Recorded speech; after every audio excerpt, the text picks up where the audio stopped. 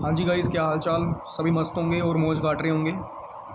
Professional coaching centre की online class में आप सभी का स्वागत है। तो शुरू करते हैं बिना किसी देरी के मोस्ट इम्पोर्टेंट क्वेश्चन की सीरीज़। जय श्री राम। हाँ जी, बासी आ रही थी मेरे को क्योंकि अभी मैं सो के उठा हूँ और चाय वाय पी के आपको पढ़ाने लग गया। ठीक है, क्योंकि फाइनली आज से मेरे पेपर हो गए ख़त्म और दूसरे पेपर चालू होने वाले हैं थोड़े ही दिनों में। खैर कोई बात नहीं, शुरू करते हैं बिना किसी देरी के।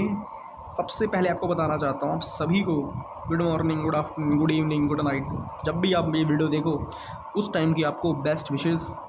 शुरू करते हैं वीडियो। तो आपको बताने वाला हूँ, बहुत सारे नए बच्चे होंगे, नए मेरे दोस्त होंगे जिनको पता नहीं होगा कि हम पढ़ क्या रहे हैं। सर पढ़ा क्या रहे हैं कॉपी पेन दिखा के, शक्ल तो दिखाते नहीं हैं। देखो यहाँ पर यार, शक्ल देख के करो क्या मेरी, ठीक है, पढ़ाई करो यार। 100% useful video for all the government exam preparation. जिनको थोड़ी सी इंग्लिश नहीं समझ में आ रही, मैं हिंदी बता देता हूँ। अगर आप किसी भी एग्ज़ाम की प्रिपरेशन 2026 में कर रहे हो और अगर आप उसका सिलेक्शन पाना चाहते हो तो ये वीडियो आप सभी के लिए बहुत बहुत बहुत बहुत ज़्यादा इम्पोर्टेंट रहने वाली है। क्लियर है सभी को? ठीक है, इससे बड़ा बयान मैं नहीं दे सकता हूँ। आपको बताना चाहता हूँ कि जो हम क्वेश्चंस करते हैं ये मल्टीपल टाइम्स यानी बहुत बारी एग्ज़ाम्स में रिपीट हुए होते हैं। और ऐसा नहीं कि मैं आपको क्वेश्चन करवाऊँ उसका आंसर बता दूँ ख़त्म करवा दूँ, नहीं, हम रट्टा नहीं लगाते हैं। जितने भी हमारे प्यारे प्यारे, जितने भी हमारे जो भी हमारे दोस्त, हमारे स्टूडेंट्स हैं जो कि वीडियो स्टार्टिंग से देख रहे होंगे, उनको पता है कि मैं आपको भी ट्रिक्स के साथ समझाता हूँ। ठीक है, रट्टा नहीं लगवाता हूँ, चीज़ों को अच्छे से क्लियर करते हैं, अंडरस्टैंड करते हैं, तब जाके उसको याद करते हैं। ठीक है जी। तो आज मैं आपको कुछ चीज़ें करवाने वाला हूँ बहुत ज़्यादा इंपॉर्टेंट, जो कि एग्ज़ाम्स में रिपीट हुई हैं। बिना किसी देरी के शुरू करते हैं, लेट्स स्टार्ट द वीडियो। अब देखो भाई, यहाँ पर पूछा क्या गया है। यहाँ पर ना एक क्वेश्चन आया है जो कि वेरी वेरी इंपॉर्टेंट है। वेरी वेरी इंपॉर्टेंट का मतलब क्या है, ये 18 टाइम्स रिपीटेड है। कितनी बार रिपीटेड है भाई? 18 बारी। कईयों की तो उम्र ही 18 साल होगी। 18 times repeated in government exams. समझ रहे हो मेरी बात आप? 18 बार रिपीटेड मतलब समझ रहे हो? मतलब ये समझो कि आपके लिए संजीवनी बूटी है। ठीक है, तो क्वेश्चन क्या पूछा गया वो समझते हैं। क्वेश्चन में लिखा था, भारत की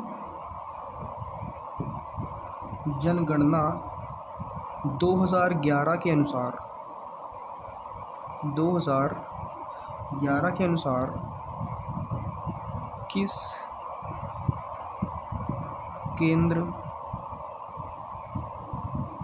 शासित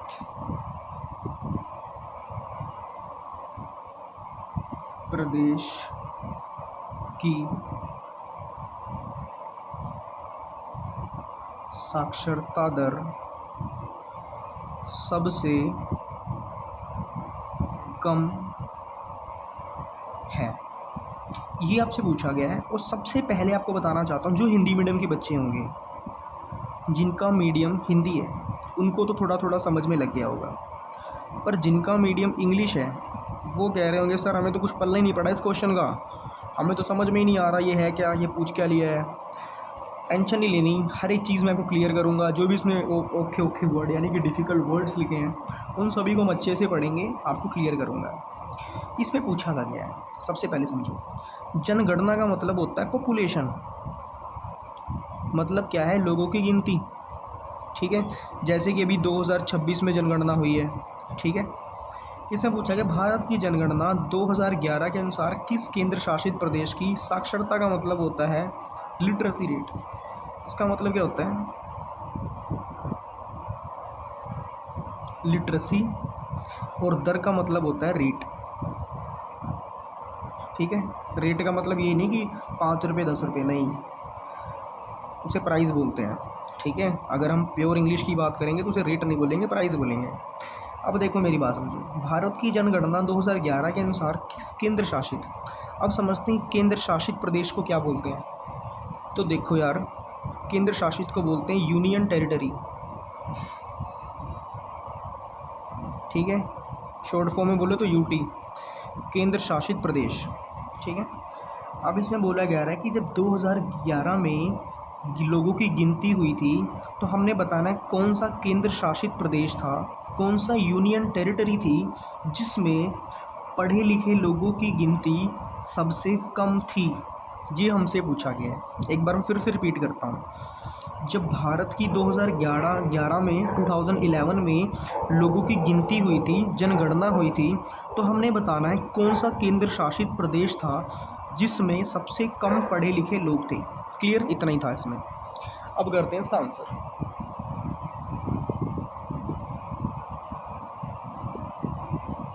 अब आंसर में क्या पूछा गया है? आंसर में हमने बताना है इसका आंसर क्या होगा। तो इसका आंसर होगा दादर और नगर हवेली। नगर हवेली, इसको मैं इंग्लिश में भी लिख देता हूँ, टेंशन नहीं करने।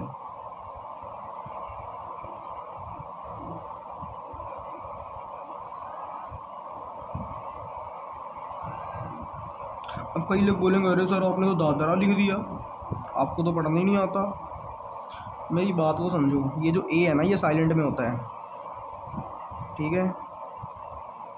क्लियर है सभी को? लिखेंगे दादरा ही, बट इसको पढ़ेंगे दादर। क्लियर?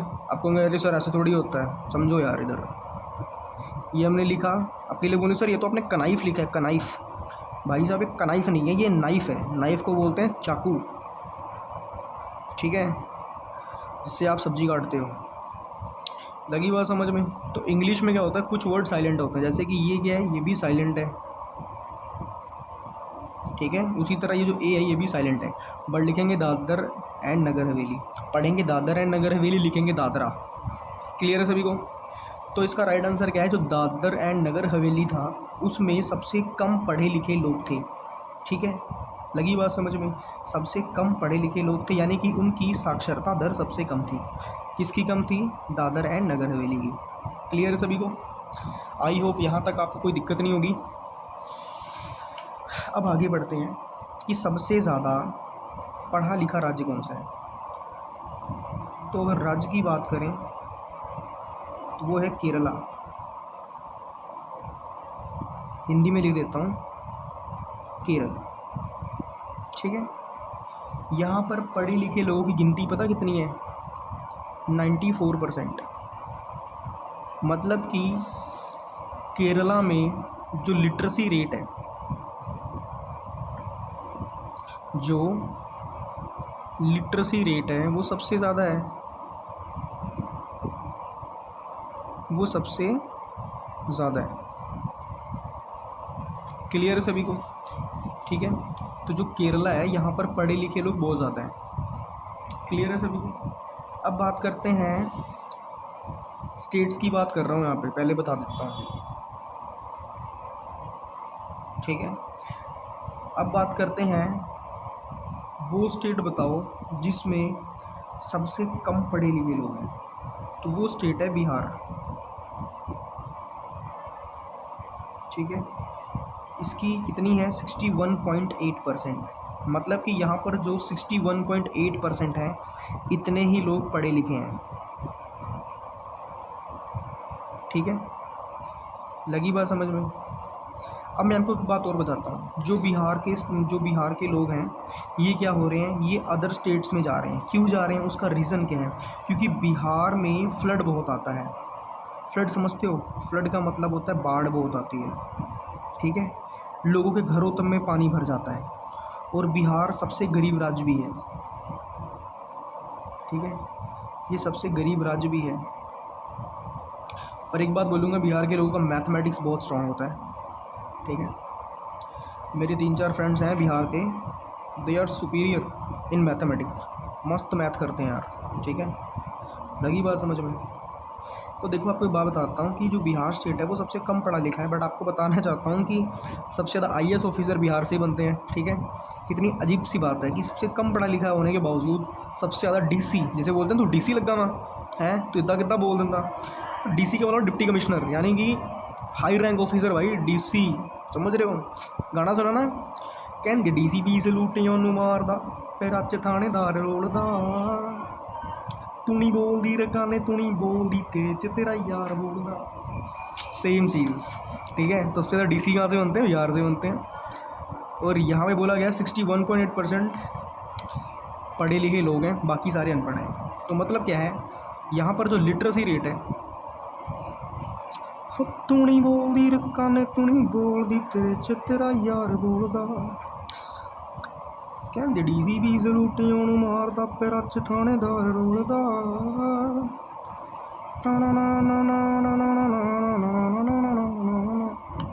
देखो भाई, यहाँ पर जो लिटरेसी रेट है इसका, ये इस निशान का मतलब होता है कम होना। ठीक है, तो लिटरेसी रेट क्या है, सबसे कम है। ठीक है, इतना क्लियर हो गया सभी को, आगे करते हैं। आवाज़ मेरी कुछ खास है नहीं। ठीक है, केरला की कैपिटल क्या होती है, अब ये आप लोगों ने बताना है कमेंट सेक्शन में, क्योंकि मैंने पहले वीडियो में बताया हुआ है। तो जल्दी से मुझे बताना है केरला की कैपिटल क्या है।